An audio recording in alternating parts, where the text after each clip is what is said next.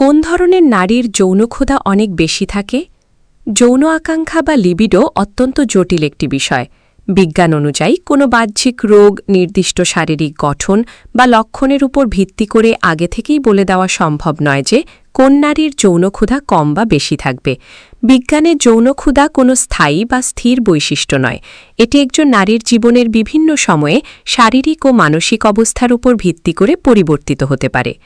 আজকের ভিডিওতে বৈজ্ঞানিক কারণগুলোর উপর ভিত্তি করে আমরা জানব কোন নারীর যৌনক্ষুধা অনেক বেশি।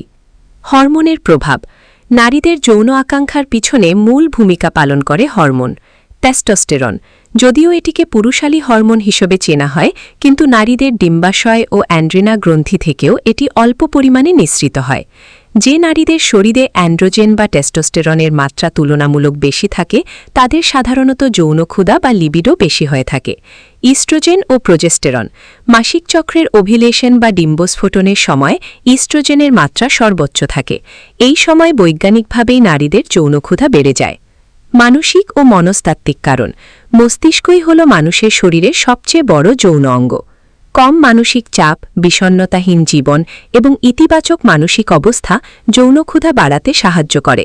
যেসব নারী নিজেদের শরীর ও রোগ নিয়ে আত্মবিশ্বাসী থাকেন তাদের মধ্যে যৌনক্ষুধা ও আগ্রহ তুলনামূলকভাবে অনেক বেশি দেখা যায়।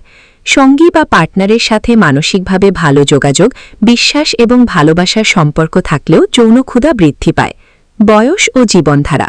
মনস্তাত্ত্বিক ও বায়োলজিক্যাল গবেষণায় দেখা গেছে ৩০-এর দশক থেকে ৪০ দশকের শুরুর দিকে নারীদের মধ্যে ২০-এর দশকের নারীদের তুলনায় যৌনক্ষুধা বেশি থাকতে পারে, কারণ এই সময় নারীরা নিজেদের শরীর ও চাহিদা সম্পর্কে বেশি সচেতন এবং মানসিকভাবে পরিপক্ক হন। পর্যাপ্ত ঘুম, সুষম খাবার এবং নিয়মিত শারীরিক ব্যায়াম হরমোনের ভারসাম্য বজায় রাখে এবং রক্ত সঞ্চালন বাড়ায়, যা যৌন উদ্দীপনা বাড়াতে সাহায্য করে। ভুল ধারণা। নির্দিষ্ট শরীরের গঠন, গায়ের রং বা চুলের ধরনের ওপর যৌনক্ষুধা বা লিবিডো নির্ভর করে। আবার চঞ্চল বা মিশক স্বভাবের নারীদেরও যৌনক্ষুধা বেশি থাকে। সারসংক্ষেপ। বৈজ্ঞানিকভাবে এমন কোনো নির্দিষ্ট ধরন বা শ্রেণী নেই যার মাধ্যমে বলা যায় যে অমুক ধরনের নারীর যৌনক্ষুধা বেশি।